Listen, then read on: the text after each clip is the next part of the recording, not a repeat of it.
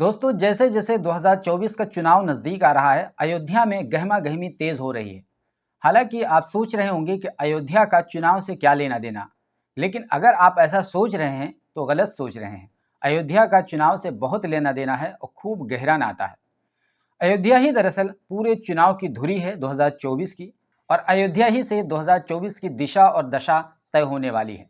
हालांकि ये कोई पहली बार नहीं है, बल्कि इससे पहले जब 1991 में चुनाव हुआ था, जब बाबरी मस्जिद की शहादत नहीं हुई थी, उससे पहले जब चुनाव हुआ था तो राजीव गांधी, उस वक्त उन्होंने राजस्थान से उनका पहले ही से प्रस्तावित चुनावी अभियान की शुरुआत थी और वहां से उन्होंने कैंसिल करके अयोध्या से उसकी शुरुआत कर दी थी। उस वक्त भी बहुत ज़्यादा हंगामा और गहमा गहमी थी, और वहीं पर जाकर के राजीव गांधी ने राम राज्य की बात कही थी। और ऐसा कहा गया था कि राजीव गांधी ने ये सब कुछ किया था हिंदू सेंटिमेंट को देखते हुए, उनके भावनाओं को देखते हुए।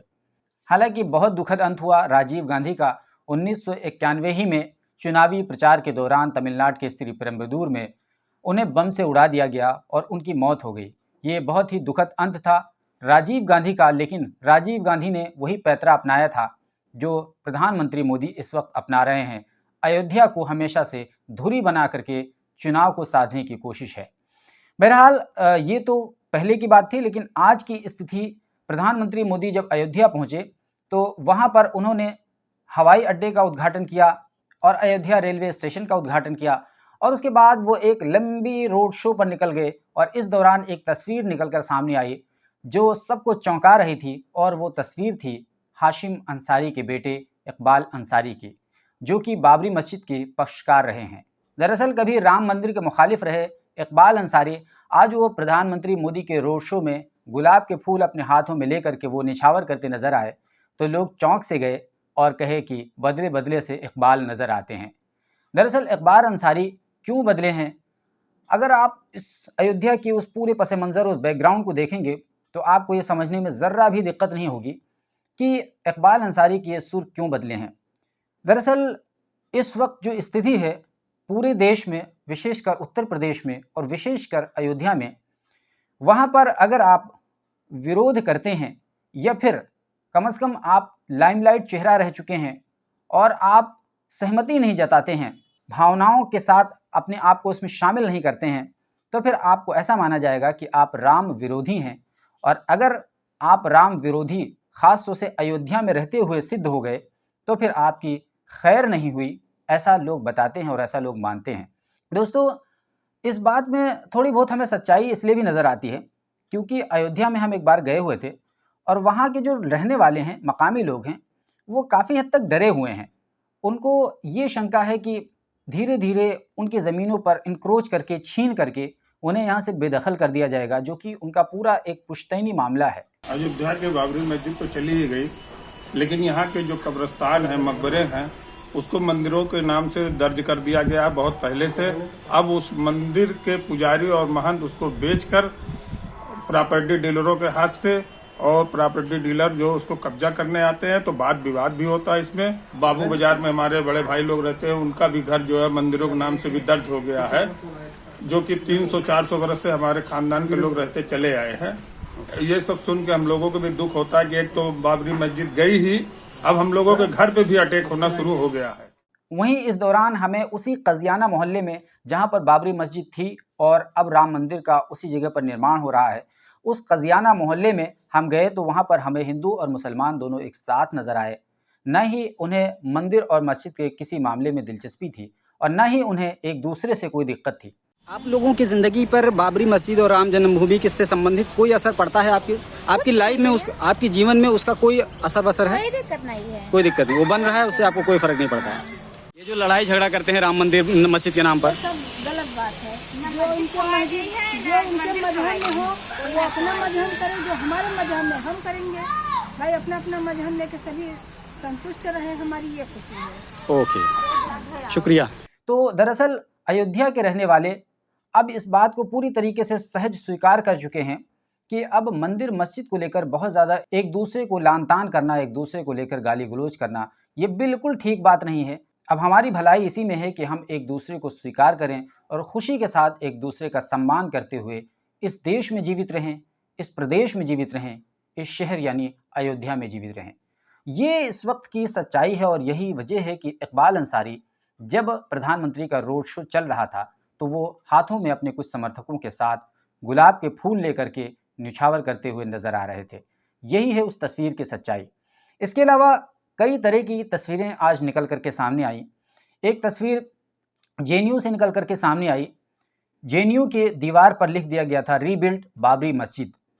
यही नहीं बल्कि कई सारे लोगों ने हैशटैग बाबरी मस्जिद के साथ साथ जब उसके नीचे जाएंगे तो लिखा कि ये क़यामत तक याद रखी जाएगी कि मस्जिद की ज़मीन पर राम मंदिर बना था और राम मंदिर मस्जिद को तोड़कर बनाया गया था।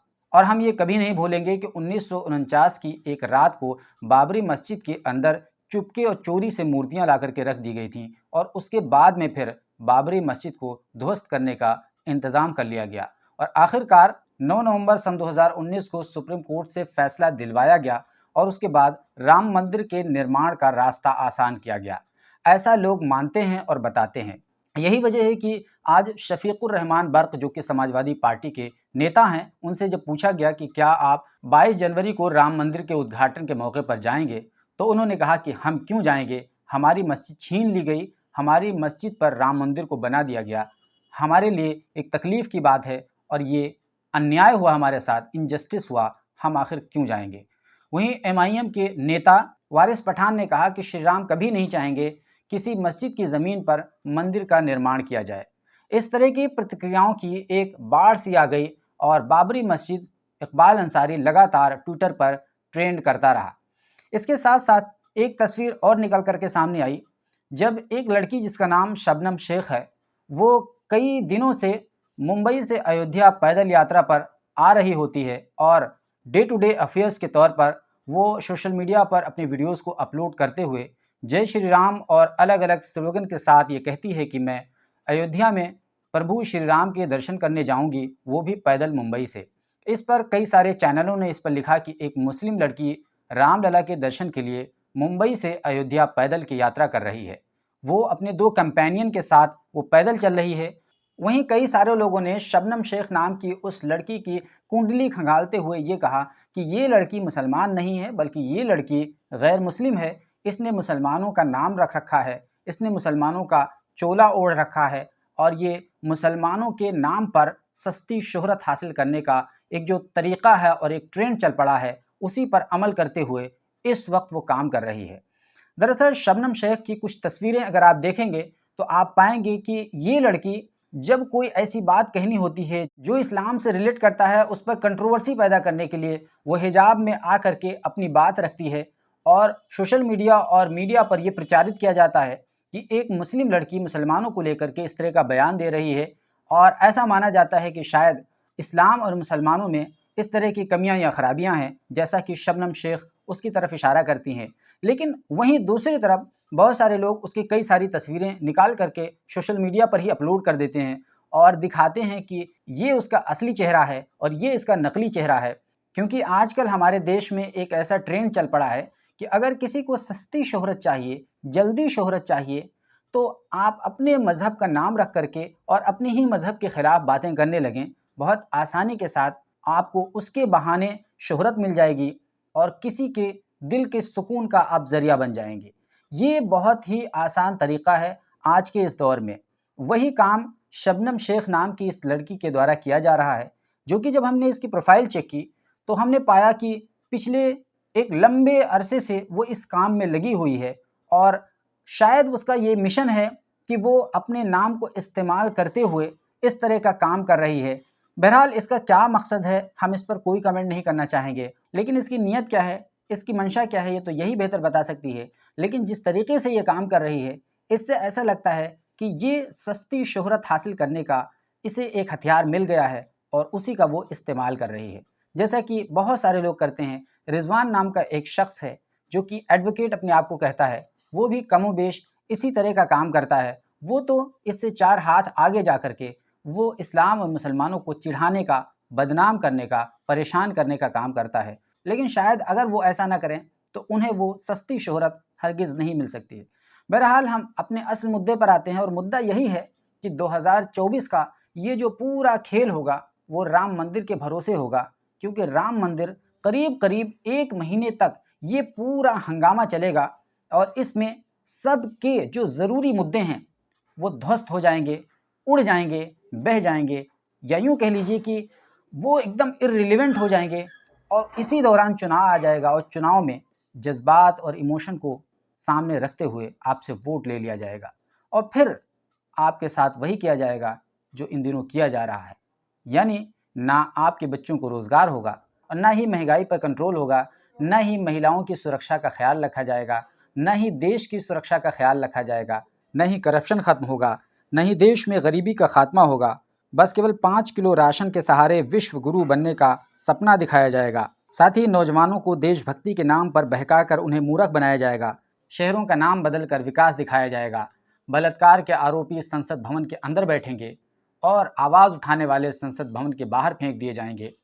जो आरोपी हैं वो तो मौज करेंगे, लेकिन जो आरोप लगाने वाले हैं उन्हें अपने पदों से इस्तीफा देना पड़ेगा। विपक्ष को ईडी सीबीआई का डर दिखा करके मुंह बंद करा दिया जाएगा और एक दिन ऐसा आ जाएगा जब संसद भवन में अपने हम ख्याल लोगों को बिठाकर बिल पास करवा लिए जाएंगे और डर है कि एक दिन लोकतंत्र को मसल दिया जाएगा, ख़त्म कर दिया जाएगा।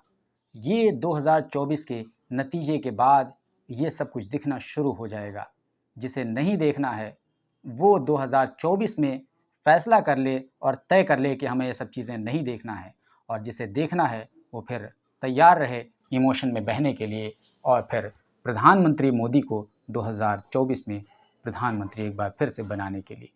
वैसे दोस्तों, इस पूरे विषय पर जो भी आपकी राय बनती हो और शबनम शेख के बारे में और इकबाल अंसारी के बारे में जो भी आप कमेंट करना चाहें ज़रूर कीजिए। और आपको अगर लगता है कि हमारा चैनल सब्सक्राइब करना चाहिए तो आप ज़रूर सब्सक्राइब कर लीजिए, क्योंकि हम जो भी बड़ी घटनाएं होती हैं उस पर अपनी राय भी देते हैं और आपको कॉम्प्रहेंसिव तरीके से आगाह भी करते हैं।